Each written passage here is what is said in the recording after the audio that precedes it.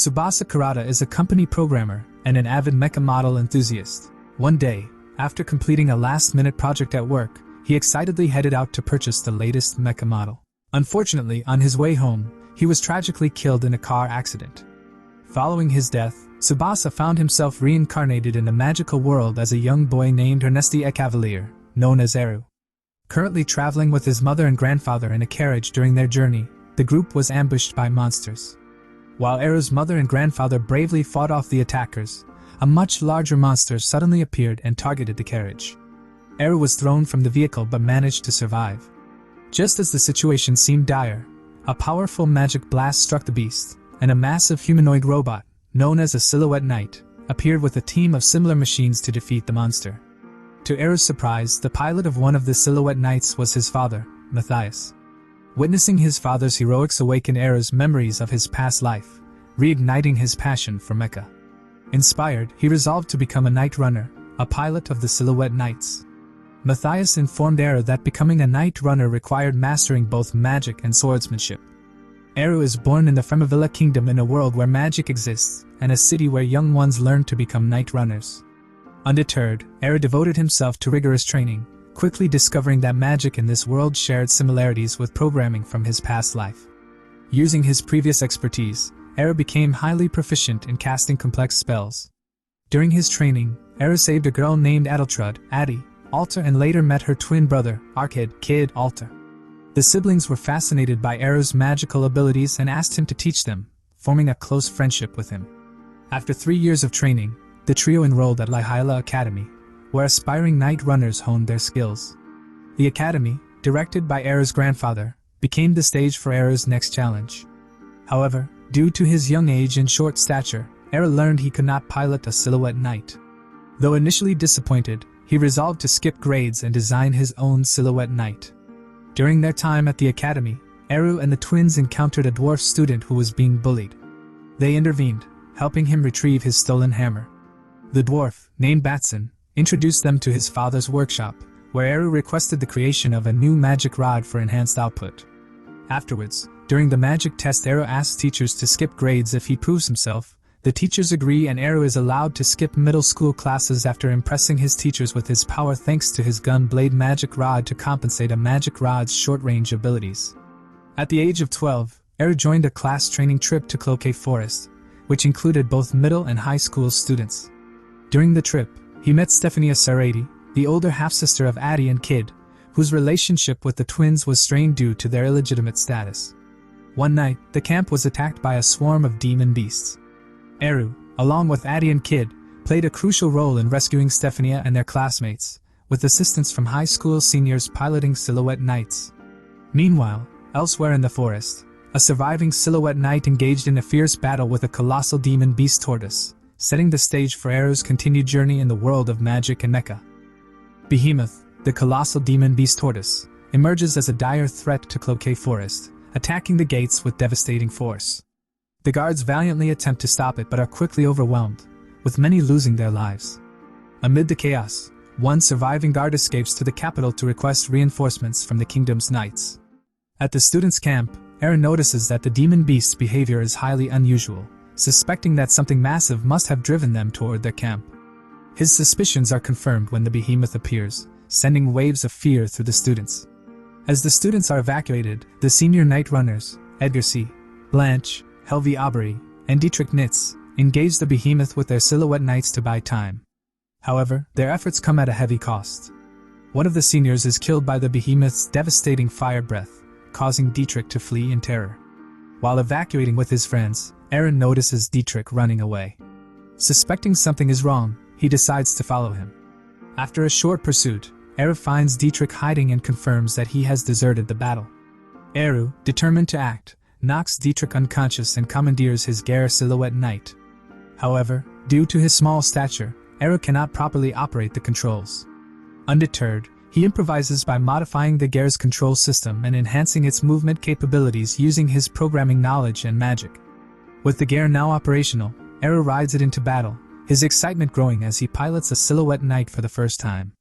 Using his modified skills, he rescues his senior comrades and lands a critical blow by stabbing the behemoth's left eye with a sword, momentarily disorienting the beast. Reinforcements from the kingdom soon arrive, but the behemoth becomes even more enraged. Despite their combined efforts, the monster's thick armor and fiery breath make it nearly invincible. Era's Gear Silhouette Knight also begins to reach its operational limits. Realizing that a decisive action is needed, Era devises a plan and cooperates with Dietrich for a final assault. In a daring maneuver, Era leaps onto the behemoth's head and casts a powerful lightning spell directly into its wounded eye. The lightning travels into the beast's brain, delivering a fatal shock and finally bringing the colossal creature down. As dawn breaks, the surviving night runners gather to assess the situation and are stunned to discover that the Gear's pilot was not Dietrich but Eru. His extraordinary bravery and ingenuity leave them in awe. Having thoroughly enjoyed the experience of piloting a Silhouette Knight, Eru excitedly tells his friends about his plan to design and build a custom Silhouette Knight tailored to his abilities. Meanwhile, news of Eru's heroic deeds reaches the king of Fremavilla, who takes a keen interest in the prodigious young knight runner. Eru is summoned by the king of Fremavilla to be rewarded for his heroic efforts in defeating the behemoth. Much to the surprise of the court and his grandfather, Eru seizes this rare opportunity to make a bold request. Suspecting the king might be testing his ambitions, Eru asks for access to the classified schematics of the ether reactor, the core component powering Silhouette Knights. The court is stunned by the audacity of his request. The king, amused by Eru's explanation that his dream is to design and build his own Silhouette Knight as a hobby, agrees, but with a condition: Eru must first prove his capabilities by creating an improved Silhouette Knight. Marquis Salati, one of the king's advisors and the father of Stefania, Adi, and Kid, discreetly instructs his children to report Eru's progress to him. Meanwhile, Eru visits the kingdom's Silhouette Knight workshops, where he meets Batson, his dwarven friend, and David, a senior Silhouette Knight engineer. Eru shares his vision for enhancing the performance of a Silhouette Knight, leaving David impressed by his innovative ideas. The team selects Helvi's Trandorkis as their testbed for experimentation. Eru collaborates with the dwarven engineers to enhance the Trandorki's strength by 30% using stranded crystal tissues. Building on this success, Eru proposes a revolutionary new design for a Silhouette Knight. His concept includes dual side-mounted magic rods, allowing the knight to fight effectively in both close combat and ranged magical attacks simultaneously. While some are skeptical, as traditional Silhouette Knight designs always mimic human physiology, Eru's passion and detailed explanations convince them to proceed. During this time, Adi and Kid express their desire to help with the project. Eru agrees, and later, Eru and Batson also built Silhouette Gears, human-sized mech suits, so that Adi and Kid can learn how to operate Silhouette Knights. Over the following weeks, the team works tirelessly to refine their design. The upgraded Trandorkis, now renamed Telestale, is finally ready for its first test run. The results are remarkable, with the Telestale demonstrating superior performance and power.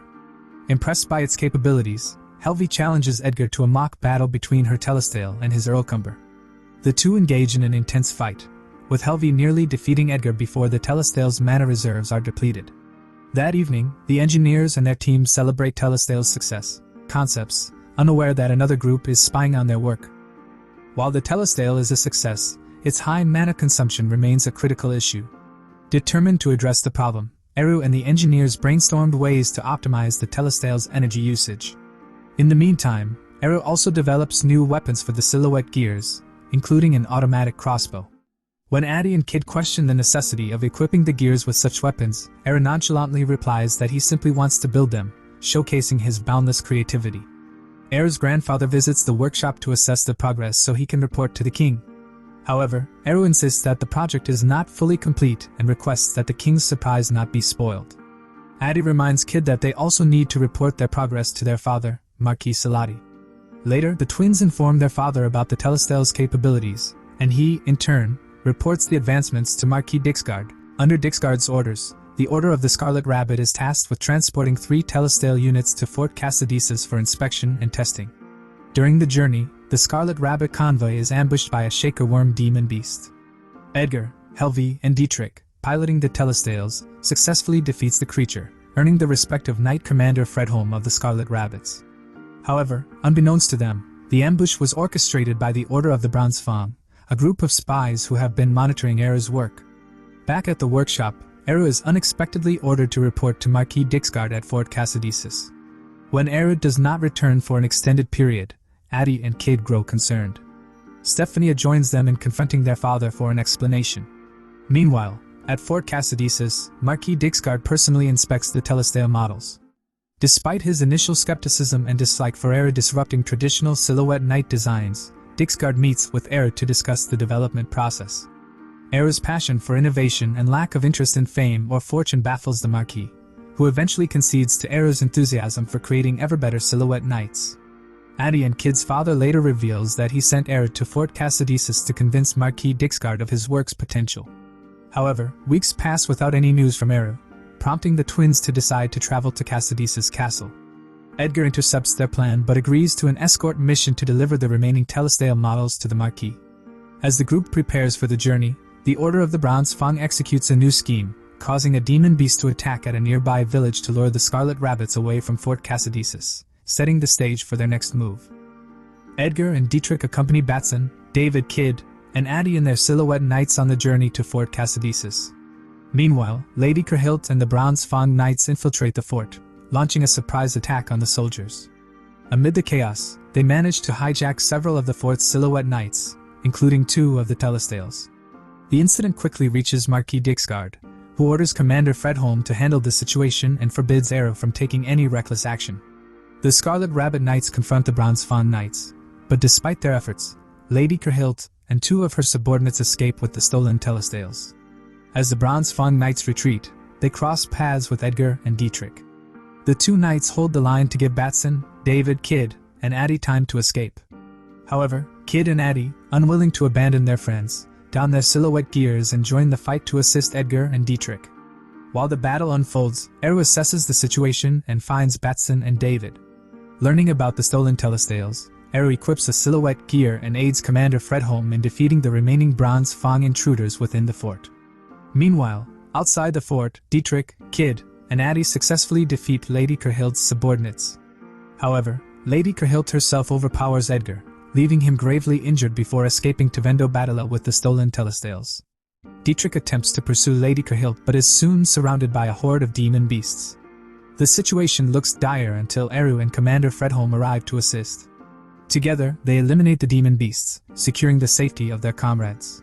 The next morning, Marquis Dixgard inspects the aftermath of the attack and discovers that the Bronze Fawn Knights used cursed bait, a forbidden substance that attracts and enrages demon beasts. He concludes that the attack was orchestrated by another nation seeking to destabilize the kingdom. Days later, Eru and his friends are summoned to the capital and thanked personally by King Ambrosius for their efforts. As a reward, the king establishes a new order of knights called the Order of the Silver Phoenix, with Eru as its leader, tasked with researching and developing advanced silhouette knights. Eru is granted the academy as the base for his knightly order. Meanwhile, Edgar, recovering from his injuries, vows to retrieve the stolen telestale, which was originally Helvi's personal silhouette knight.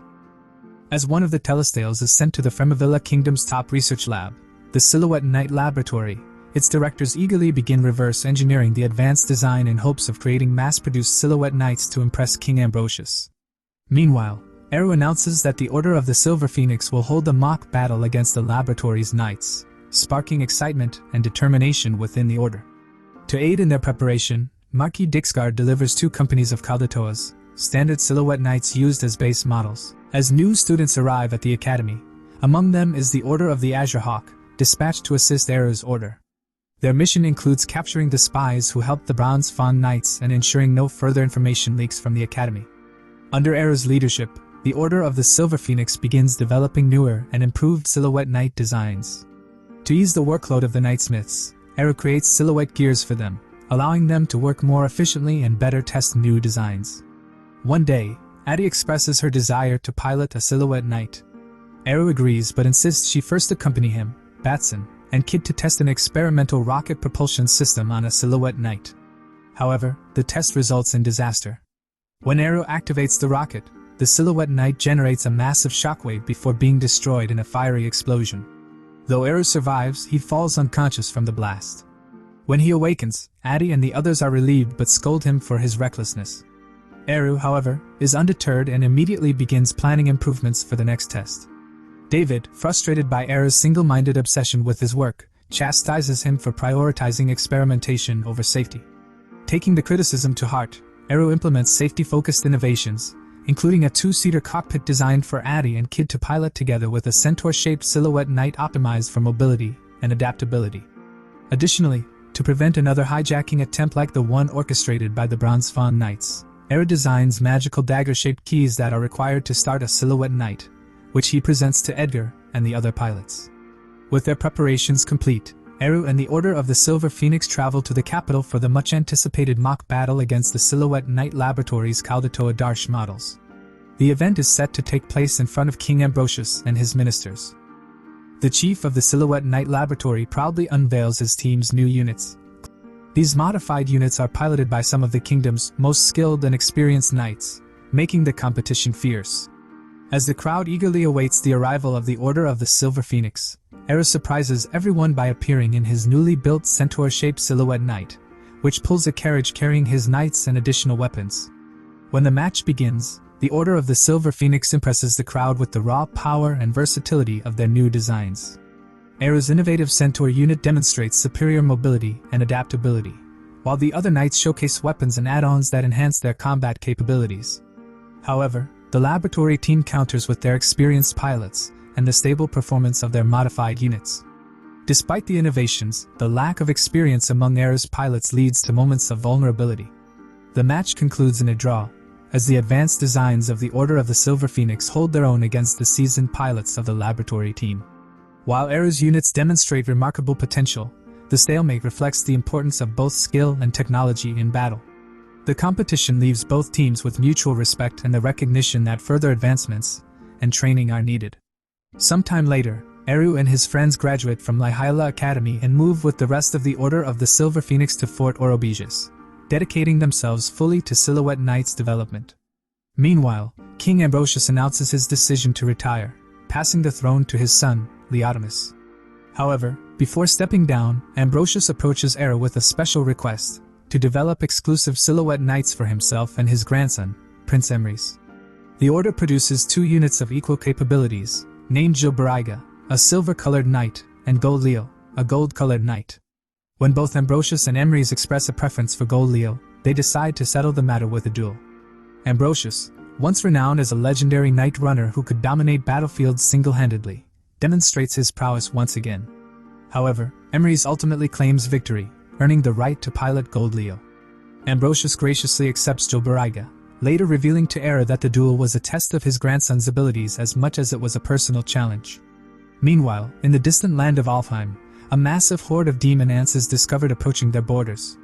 Alarmed by the imminent threat, Alfheim's leaders send urgent orders to inform the king of Fremavilla, seeking aid to address the growing danger. When news reaches King Ambrosius that a massive horde of shell-cased beasts is advancing toward Alheim, he immediately summons Eru and the Order of the Silver Phoenix. Ambrosius reveals that Alheim is not only the homeland of the elves but also the city where the ether reactors, the heart of all Silhouette Knights, are developed. Realizing the strategic importance of protecting this city, Ambrosius dispatches Eru and his knights to aid in its defense. In Alheim, the city is already under siege. Despite their best efforts, Alfheim's elite Silhouette Knight riders are overwhelmed by the sheer numbers of the shell-cased beasts. Just as the situation becomes dire, the Order of the Silver Phoenix arrives to reinforce the defenders, accompanied by Ambrosius and Emrys, who demonstrate their unmatched skills in battle. Their presence boosts morale, and the tide of the battle begins to turn. Ambrosius orders Eru to locate and eliminate the shell-cased queen, the source of the horde. Using the power of the advanced Silhouette Knights developed by the Order, Eru and his team systematically cut through the shell-cased beasts. In a climactic showdown, Eru faces the shell-cased queen alone and defeats her using his ingenuity and magical expertise. With the queen's death, the horde disbands, and Alfheim is saved. After the battle, Ambrosius commends Eru and, in recognition of his bravery, agrees to grant his long-standing request, permission to learn the secrets of the ether reactors. However, Ambrosius informs him that this knowledge lies with the elves, and gaining their trust will require the approval of Alfheim's ambassador. The ambassador, impressed by Eru's contributions, grants him permission and then takes him to Alfheim, where he introduces him to Great Elder Kitli, the leader of the elves. Elder Kitli warns Eru that the secrets of the ether reactor are not easily understood by humans, as their short lifespans limit their ability to grasp such complex knowledge. Undeterred, Eru is granted permission to study under the elves, who are curious about his determination. Eru soon discovers that ether reactors are powered by monster cores, which serve as their energy source. Remembering his previous victories, Eru requests Ambrosius to provide him with the behemoth's core from his earlier battle. Ambrosius not only agrees but also gifts Eru the shell-cased Queen's core as an additional catalyst. While Ambrosius returns to the kingdom, Eru decides to remain in Alheim to study, with his friends Alheim in the castle. Over the course of 3 months, Eru dedicates himself to learning the intricate process of creating an ether reactor. His rapid progress astonishes the elves, who are impressed by his adaptability and determination. Upon mastering the process, Eru reunites with his friends and returns to the base of the Order of the Silver Phoenix. Back at the base, armed with the knowledge of ether reactor creation and Ambrosius's permission to use the behemoth's core and the shell-cased Queen's core, Eru embarks on his dream project. After months of intense work, combining his engineering skills, magical expertise, and innovative designs, Eru successfully creates a custom ether reactor. Using this reactor, he completes the construction of his ultimate personal silhouette knight, which he names Ikaruga. The Zelaudic kingdom starts a war to conquer the entire western continent. Using their newest models of silhouette knights, their forces sweep through neighboring lands, employing air superiority to bypass traditional defenses. Their campaign halts only at Kushpercha, a kingdom renowned for its impenetrable defenses and strategic position. The king of Kushpercha, aware of Zelaudic's overwhelming strength, rallies all his forces to defend the kingdom. However, the unprecedented aerial assault renders the kingdom's defenses useless. Zelaudic's army came with transport airships, and the forces of Zelaudic easily bypassed the defenses of the kingdom of Kushpercha. With defeat inevitable, the king requests a duel with the commander of the Zelaudic forces, Prince Cristobal, to buy enough time for his daughter, Princess Eleonora, to escape. The duel ends with Cristobal's victory and the king's death. Despite the delay, Eleonora along with her aunt Martina and cousin Isadora are captured at the border by Zelaudic forces, who are also King Leotimus' sister and niece respectively. In response, Leotimus sends the Order of Silver Phoenix along with Emrys to investigate the situation. After confirming that Kushpercha has fallen, Price Emrys and Eru easily defeat the enemies guarding the border. They then discover that their silhouette knights have the same technology as the telestale stolen from Fort Cassidesis, concluding that the thieves were tied with Zelaudic. They decide to take all the scrap from destroyed silhouette knights. Cristobal, seeking to solidify his control, orders Eleonora to marry him, threatening harm to her family if she resists. Meanwhile, Cristobal learns of Eru's involvement and orders his general to eliminate the threat. General sends his son to intercept the order. Lady Kerhilt, still loyal to Zelaudic, offers a general to help him. The Order of the Azure Hawk, already stationed in Zelaudic as spies, informs Eru of Cristobal's plan to force Princess Eleonora into marriage. Outraged, Eru and the Order of the Silver Phoenix begin planning a rescue mission. Gustav eventually tracks down Eru's party and attacks them. Dietrich engages Gustav in battle, but Gustav underestimates the combined strength of the Order. Realizing he is outmatched, Gustav retreats with Lady Kerhilt's assistance.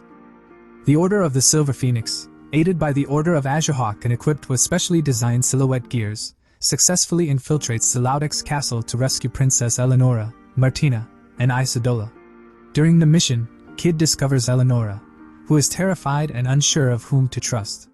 Swearing an oath to protect her as her knight, Kid reassures her and safely escorts her out of the castle. Enraged by the daring rescue, Prince Cristobal orders a pursuit team led by a general, and among them is Ortes, the engineer responsible for Zelaudic's airships. The team catches up to Eru's party. Ortes, fascinated by Eru's Ikaruga, marvels at its unique design, while Eru is equally intrigued by the airship's advanced capabilities. Despite this brief mutual respect for each other's technology, the pursuers launch an attack. Eru's Ikaruga, with its overwhelming power, easily defeats them, forcing them to retreat. Upon learning of the failure, Cristobal executes the responsible general. Ortes confirms to Cristobal that the enemy possesses a flying silhouette knight, alarming the Zelaudic leadership. Reaching safety, Eru's party establishes a temporary base in Nishiri, a strategically important city close to Kushpercha's border. Eru strikes a deal with the remaining Kushperchan forces, offering upgrades to their silhouette knights in exchange for scrap materials from defeated Zelaudic units. With Eru's improvements, Kushperchan forces fend off an enemy attack, boosting morale and strengthening their resolve. Aware of Zelaudic's reliance on air superiority, Eru also begins developing anti-air weapons to defend against future airship assaults. Meanwhile, everyone is concerned about Princess Eleonora's emotional state following her ordeal. Recognizing Kid's vow to protect her, the group assigns him the task of cheering her up. Kid takes Eleonora outside to explore the peaceful countryside and share a few light-hearted moments, which brings a smile to her face and begins to restore her confidence. In Zalaudek, Lady Kerhilt is ordered to launch a surprise attack on the Silver Phoenix's base to recapture the princess, in exchange for having her family's name restored. With her Bronze Fang Knights, Kerhilt launches an ambush. However, Eru and his friends anticipate the attack and prepare a counteroffensive. The Bronze Fang Knights are soundly defeated, and many are captured. In the ensuing battle, Edgar faces off against Lady Kerhilt. In a fierce duel, Edgar overpowers her, and Kerhilt is killed. Her defeat marks the end of the Bronze Fang Knights' operations against the Silver Phoenix Order. Prince Cristobal ***, furious after Lady Kerhilt's failure, decides to personally lead an overwhelming force of Silhouette Knights and airships to crush the Kushperchan resistance and capture Princess Eleonora. Confident in his technological superiority, he sets his sights on the stronghold where the Order of Silver Phoenix and Kushperchan forces have stationed themselves. However, Cristobal underestimates Eru's ingenuity. The Order of Silver Phoenix, having developed javelin missiles, lures Cristobal's fleet into a trap. The missiles devastate the Zalaudek airships, forcing them into a chaotic retreat. On the ground, the Silver Phoenix Knights and Kushperchan forces destroy the remaining enemy Silhouette Knights, leaving Cristobal's forces decimated. As Cristobal's personal airship tries to flee, it is intercepted by Eru's Ikaruga. In a tense one-on-one battle, Eru easily overpowers Cristobal's custom Silhouette Knight. Realizing his defeat, Cristobal tries to bribe Eru with promises of wealth, power, and even a noble title. However, Eru bluntly rejects the offer, stating that he already has everything he desires and has no interest in nobility. Cornered and humiliated, Cristobal chooses to leap from his airship rather than be captured alive. His death sends shockwaves through the Zalaudek forces, who retreat in disarray.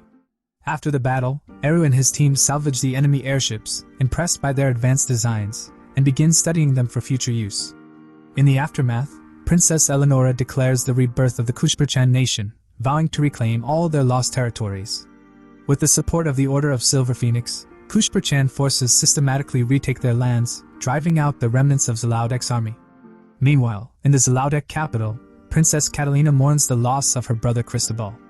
Horatio Gojas, Zalaudek's top scientist, promises to avenge Cristobal's death. Catalina grants Horatio full authority to develop whatever he deems necessary to regain the upper hand. Months later, the combined forces of Silver Phoenix and Kushpercha achieved a major victory by retaking a key Zalaudek fortress. However, their celebration is cut short when Horatio's new weapon, a massive airship shaped like a drake, descends upon the battlefield. The Viver, Zalaudek's fearsome dragon-shaped airship, engages in a fierce battle with Eru's Ikaruga. Captain Delodio Martins, consumed by the desire to avenge Prince Cristobal, commands the Viver with unrelenting aggression. Meanwhile, on the ground, Gustavo, Delodio's son, leads a division of Zalaudek's forces in a confrontation with Dietrich and his unit of the Silver Phoenix Knights. Dietrich, although outmatched in raw power, uses his cunning to exploit Gustavo's reliance on his Silhouette Knight's mana. He lures Gustavo into overexerting his energy reserves, forcing him to abandon his Silhouette Knight and retreat in humiliation. High above, the battle between the Viver and the Ikaruga rages on. The Viver, heavily armored and equipped with advanced defenses, proves too resilient for Eru's attacks. Eru struggles to penetrate its defenses and is forced to land the Ikaruga after the Viver's chaff smoke damages its jet engines. Though Captain Delodio is eager to finish off Eru, the Viver is forced to withdraw after exhausting its own mana supply in its relentless assault. For the first time, Eru and his allies face an adversary that not only rivals their power but forces them to retreat. This fuels Eru's determination to push the boundaries of his creations further. Back at their base, he immediately begins to work on modifying and improving the Ikaruga and their captured airships. Meanwhile, in Zalaudek, Horatio Gojas repairs the Viver and enhances it by installing a larger ether reactor, granting it significantly more power and longer operational time. Princess Catalina, embittered by the death of her brother Cristobal, gives her family's royal Silhouette Knight, the Alcalorix, to Gustavo. Meanwhile, after discussing their battle plans, the Silver Phoenix and Kushperchans agree to Eleonora's strategy where she will lead the entire Kushperchan army to recapture their capital Delvenkel while Eru and the Silver Phoenix Knights battle the Viver. As the Kushperchan army marches on the final Zalaudek fortress leading to Delvenkel, the Viver, with Horatio on board, appears and targets Queen Eleonora's position. However, Horatio is taken by surprise when Eru appears with a heavily modified airship, salvaged and upgraded from the captured Zelaudic fleet.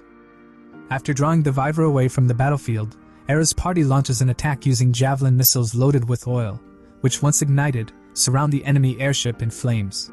However, Delodio activates the Viver's Dragon Blood reactor, encasing the ship in a massive energy shield. Meanwhile, on land, an infiltration party led by Dietrich and the Order of Azure Hawk successfully hijacks the drawbridge controls, allowing the Kushperchan forces to invade the Zelaudic fortress. While this is happening, Gustavo, piloting the Royal Alcalorix, confronts Edgar. After a fierce duel, with the help of Prince Emrys, Edgar defeats Gustavo, forcing him to abandon his Silhouette Knight. In the sky, Eru is struggling to defeat the Viver. The Ikaruga's capabilities are pushed to their limits, and Eru realizes that the Viver's shield is too strong to break with a standard attack. Eru refocuses his efforts and manages to break through the shield by concentrating his attacks on a single weak point. He then lands a decisive blow to the Viver, damaging its core.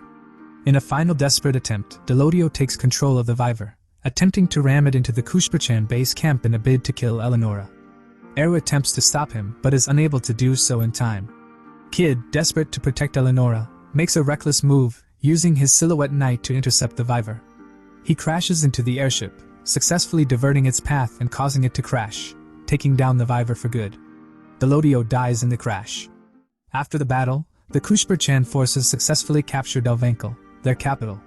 Princess Catalina, unwilling to face capture and punishment for her role in the war, poisons herself, marking the end of the conflict and the downfall of Zelaudic. Eleonora is crowned the new Queen of Kushpercha, recognized as the legitimate ruler. While returning home, Eru is watched by far from Horatio, who survived the Viver's destruction and departs to look for another country to sell his services to, longing to face Eru in battle again. In the end, back in Fremavilla, King Ambrosius commends the Order of Silver Phoenix for their contributions and offers Eru anything he desires. Eru is granted his own laboratory to continue his research and work on Silhouette Knights.